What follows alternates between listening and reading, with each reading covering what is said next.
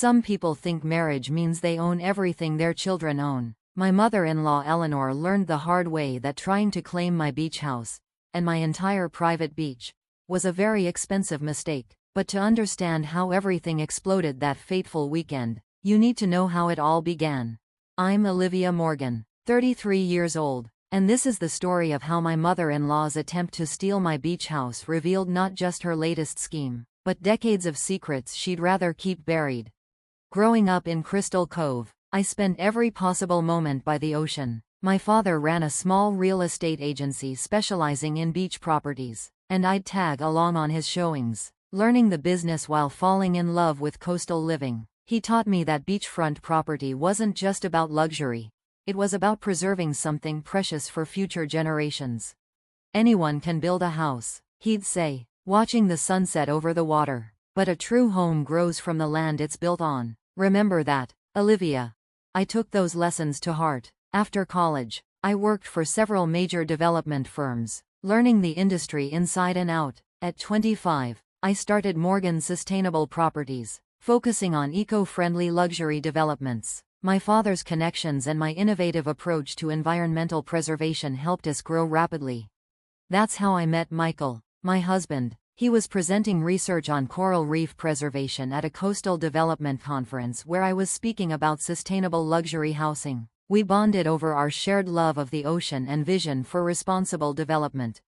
Michael was everything I could want in a partner: brilliant, kind, passionate about his work. His family, however, was another story entirely. Eleanor Whitmore, my mother-in-law, came from old money, though the money had mostly dried up long before she married Michael's father. She maintained the appearance of wealth through careful social manipulation and living off her husband's corporate salary. When he died 10 years ago, she turned her attention to controlling Michael's life and career. Our first meeting was a disaster. She'd arranged a casual lunch at her country club, clearly hoping to intimidate me with her social connections. I arrived in business attire, having come straight from a development site. "Oh dear," she'd said, eyeing my practical shoes. "I suppose in your line of work, fashion isn't a priority." "Actually," I'd replied, "these shoes cost more than your club's monthly dues. They're just designed for function over appearance." That set the tone for our relationship. Eleanor saw me as nouveau riche, lacking the refinement she valued. I saw her as a social climber desperate to maintain her illusion of superiority. Despite her disapproval, Michael and I married in a beachside ceremony. Eleanor tried to push for a grand church wedding, but we held firm. It was the first of many battles over control and appearances. 2 years ago, I discovered the opportunity that would change everything. The Hendrickson property, 3 miles of pristine private beach with 5 historic homes, was coming on the market. The elderly owners were looking for a buyer who would preserve rather than develop the land. I'd known the Hendricksons my whole life. Mrs. Hendrickson used to let me play on their beach when I was little, teaching me about the native plants and wildlife. When I heard they were selling, I immediately set up a meeting. "We've had offers from major developers," Mr. Hendrickson told me. "They want to build a resort, condos, retail space. But this beach, it's special. We raised our children here. We've protected it for 40 years. "I understand," I said. "I want to preserve it too. Keep the existing houses, maintain the natural dunes, protect the wildlife, maybe add some discreet rental properties for people who appreciate the quiet." Mrs. Hendrickson smiled, "Just like your father, seeing the value in preservation." We negotiated a fair price minus $12 million for the entire property. It was a steal considering the development potential, but the Hendricksons cared more about their legacy than profit. I didn't tell Michael immediately. His mother had a habit of interfering in our financial decisions, always pushing for more extravagant purchases to maintain appearances. I wanted this to be handled carefully. When I finally showed him the property, he was amazed. The main house was a stunning modern structure built to blend with the landscape. Floor-to-ceiling windows brought the ocean view inside, while the wrap-around deck offered perfect sunset watching. "It's incredible," he said, "but can we afford something like this?" I showed him the numbers. The purchase was already complete, financed through my company with plans to renovate the other houses as luxury vacation rentals. The income would more than cover the costs while funding marine conservation projects. "You did all this?" he asked, impressed. "Without telling Mom?" "This is our future," I said, "not hers."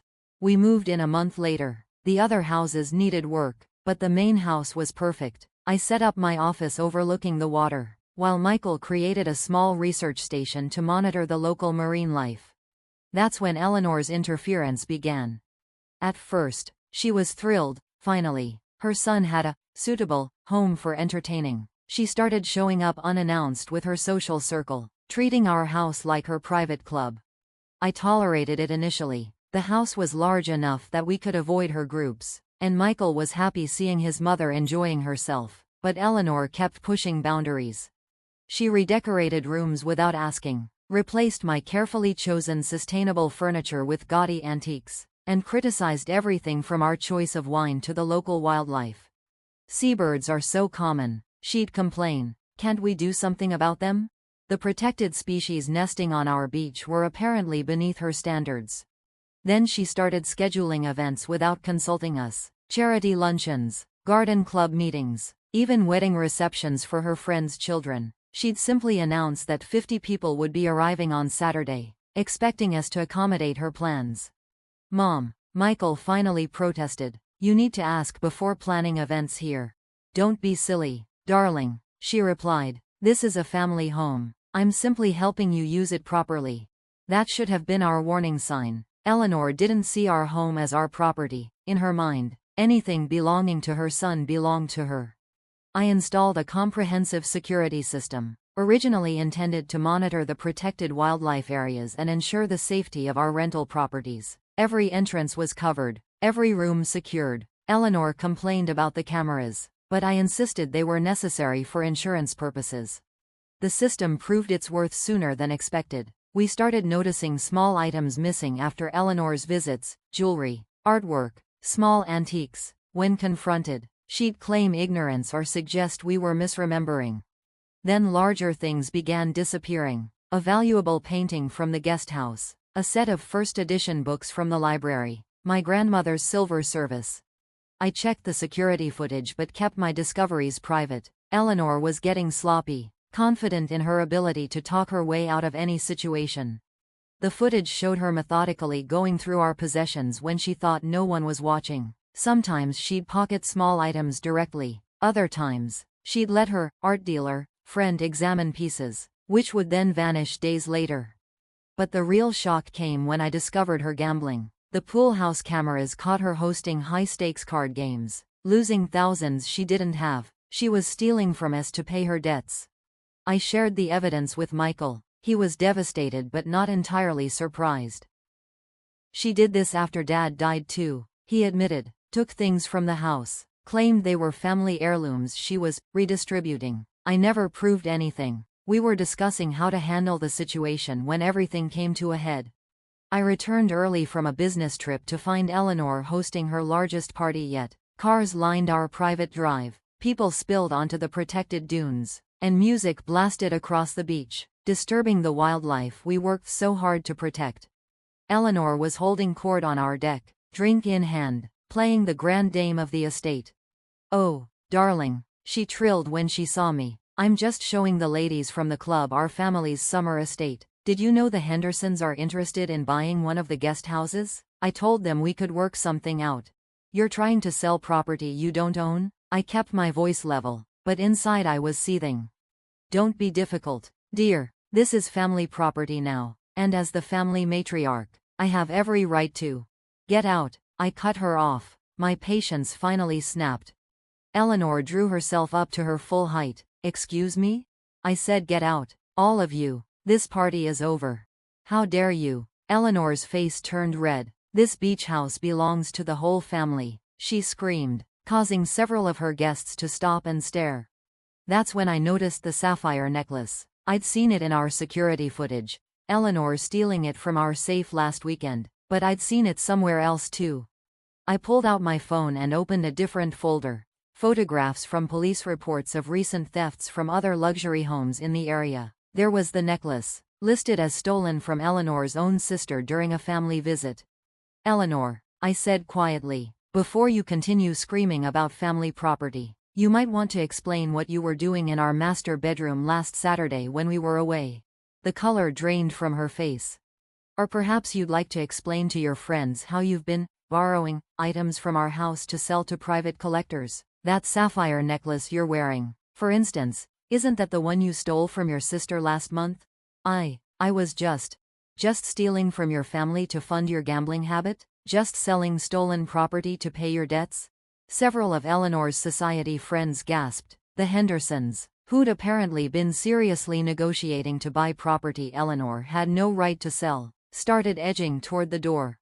"Actually," I continued, my voice carrying across the now silent room, "I own this entire beach. Not just this house, the whole 3-mile stretch, all 5 houses, and every grain of sand you're standing on. And I have security footage of everything that happens here."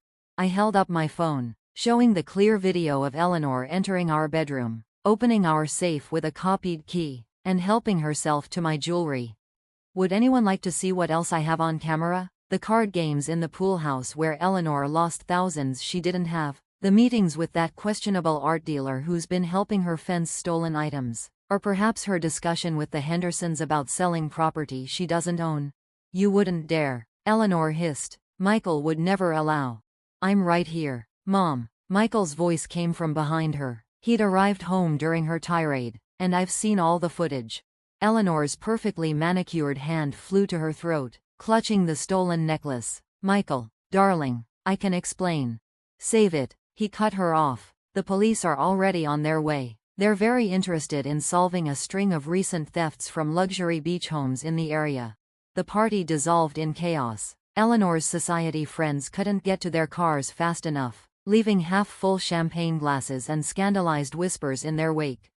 When the police arrived, Eleanor tried to play it off as a misunderstanding, but the evidence was overwhelming. Not just our security footage, but documentation of her gambling debts, correspondence with illegal art dealers, and statements from other victims who recognized their stolen items from our footage. "You've ruined me," she spat as the officers led her away. "My own son and his social climbing wife." "No, Eleanor," I corrected her. "You ruined yourself. We just installed good security cameras." The aftermath was both satisfying and sad. Eleanor was charged with multiple counts of theft and fraud. Most of her society friends abandoned her, especially when they realized some of their missing items had passed through her hands. The investigation revealed decades of similar behavior: stealing from family and friends, selling heirlooms to cover gambling debts, manipulating others to maintain her facade of wealth. She'd been doing it since before Michael's father died. Michael was devastated but resolute. "She needs help," he said. "Real help this time, not just bailouts and cover-ups." We arranged for Eleanor to get counseling for her gambling addiction as part of her plea deal. She's facing significant jail time, but there's hope that she'll finally address her underlying issues. The beach houses are thriving now. We've upgraded security and become much more selective about guests. The rental properties are popular with families who appreciate the quiet, natural setting. Michael has expanded his marine research station, documenting the positive effects of our conservation efforts. We've seen increased nesting of endangered sea turtles and the return of several bird species to the protected dunes. Last week, Eleanor's sister came to visit, the one whose necklace she'd stolen. We spent a long afternoon talking about family, forgiveness, and the weight of secrets. "She was always like this," her sister admitted. "Always taking, always wanting more, but we enabled it, covered it up, let her get away with it because confronting her seemed harder than letting her continue." I walk the beach every evening, watching the sunset just like I did with my father years ago. Sometimes I think about Eleanor, sitting in her cell, probably still convinced she was entitled to take whatever she wanted. The security cameras are still running, still protecting our piece of paradise, but now they're capturing happier moments, genuine family gatherings, children playing in the surf, researchers documenting the return of endangered species. That's the thing about karma. Sometimes it needs a little help from modern technology. And sometimes the best revenge isn't about getting even, it's about creating something so beautiful that those who tried to steal it have to watch from the outside, knowing what they lost through their own greed. The Hendricksons sent an apology note last month, along with a generous donation to our Marine Conservation Fund. Turns out conscience occasionally wins over social climbing. Michael visits his mother in prison occasionally. She's different now, quieter, less demanding. Maybe losing everything finally taught her that you can't take what isn't yours, no matter how entitled you feel. Our beach house is truly a family home now, just not the way Eleanor envisioned. It's filled with people who respect its beauty, protect its environment, and understand that true wealth isn't about possession or control. Sometimes the best way to deal with toxic family members is to let them reveal themselves. Eleanor thought she was entitled to everything we had. Instead, she lost everything she had trying to take what was never hers. I've kept all the security footage, not as leverage but as a reminder. A reminder that sometimes the quietest person in the room is the one you should watch out for, and that karma has a way of catching up, especially when you help it along with good security cameras.